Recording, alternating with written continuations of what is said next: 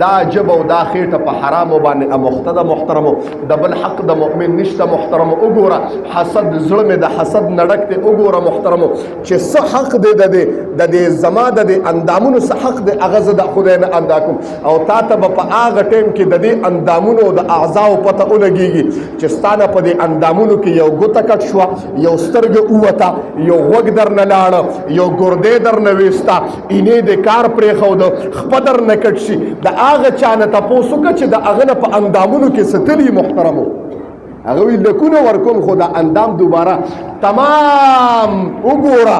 هغه چې هغه ځان ته دهریان او د ساینس ماهرین وایي تمام ایجاد اوکس پومې ته وختل خو د حضرت انسان یوه ګوته جوړه نه کړه محترمو چې په دې یوه ګوته کې څومره رګونه تللي دي او دا څومره وینه پکې باندې پاس کېږي داسې یو ساینسدان او ډاکټر په تمامه دنیا کې تاسو ته ښکاره شو چې یو ډاکټر همداسې ګوته جوړه کړې ده څنګه چې الله جوړه کړې ده همداسې حرکت کولی شي څنګه چې الله حرکت ورکولی شي تا له پلاستیکي ګوته جوړولی شي د اوسپنې ګوته جوړولی شي غاښ دې مصنوعي جوړیږي اورې دې مصنوعي جوړیږي داسې اورې دې نه جوړیږي چې هغه هغسې خوراک کوي یو وینه پکې راځي محترمو تا ته هله پته لګېږي چې غاښونه درنه وځي تا ته د غاښونو د قدر او د قیمت پته ولګېږي تا له هته پته لګېږي چې ستا د سترګو نه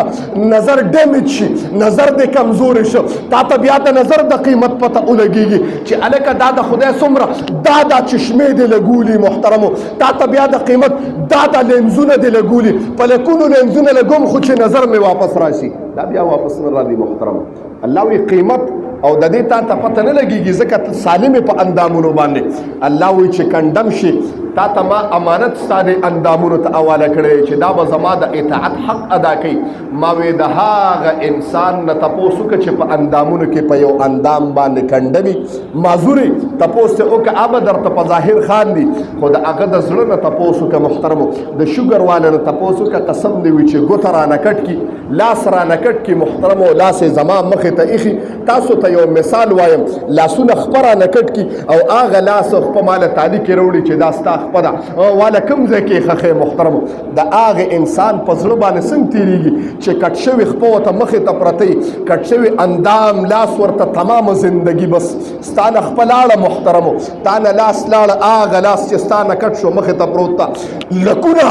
کرونه به ورکې زندګي به دې لاړه شي خو د دې اندام حق به ادا نه شي محترمو د دې اندام حق به او نه به ادا کې تا قیامته پورې نو الله وایي څه امانت مې حواله کړی څه کې ته خو د الله حق څه کې ته په داخله باندې د خدای نوم په 24 غنټو کې څو پیرې وې ما ته ووایه څو پیرې الله الله وې څو پیرې الله اکبر وې څو پیرې استغفر الله الله ته زمو ستا د عباداتو قسم دی که ضرورت وي الله وایي زه ستاسو په عباداتو څه کومه دا ګورم چې زما حق څوک ادا کولی شي محترمو دا ګورم چې زما حق څوک ادا کولی شي ما وی غوی نبی اسلام مبارک وی دا غوی دا فقط د څه دپاره پیدا په ده به یوې کې که بل کار پې د زور کې نو دا خیانت دی فقط د یوې دپاره پیدا دی محترمو ته د څه دپاره پیدا دی دا سوچ دی کړی دی چې د غوی د نبی اسلام مبارک ویلي چې ګوی جاندار دی خو بې عقله دی او حیوان دی او ته خو د جناب محمد رسول الله صلی الله علیه وسلم مبارک امتی محترمو او په اشرف المخلوقات باندې یادېږي په خیر الامم باندې یادېږي که زه ووایم چې په کائنات سرزمین کې ستانه بهترین امتی نشته او نه براشي دا به تا ته قبر کې پته ولګېږي چې زه څومره بهترین یم او ما ته څومره لوی اعزاز میلو دی زما د محبوب په وجه باندې د آدم علیه السلام نه والا تر نن تاریخه پورې یا ته قیامت د سبا پورې چې څومره انسانان راضي او وفات شوي دي دې کې تا ته پته لګېږي چې ستا په شان بهترین انسان نشته محترمو هغه ستانه په اندامونو کې مضبوطو محترمو وګوره قوم عاد او قوم ثمود چې محترمو د کجورو بوټي به رستل او په بوټو کې د ټولو نه مضبوط بوټي دا د کجورو دی په اسانه نه راوځي دی به اوچ شي 100 سال به پې باندې 1500 ساله به پې باندې اوړي داسې به ولاړي لرګي به یې نه شي ایستې او دې قوم عاد او قوم ثمود به ورته لاس واچو داسې بیراغ کړ ستانه په اندامونو کې مضبوطو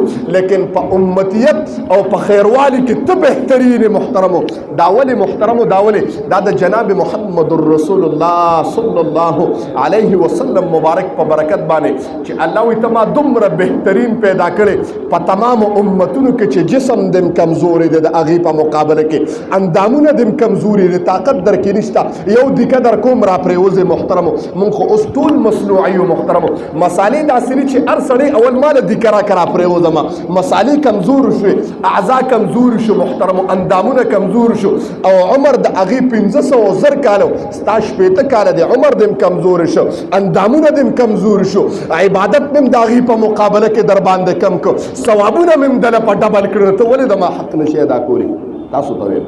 اواز راځي د ما اواز درځي تاسو ته د پکې دا شور د کېدی شي نه پوهېږي اواز صفا راځي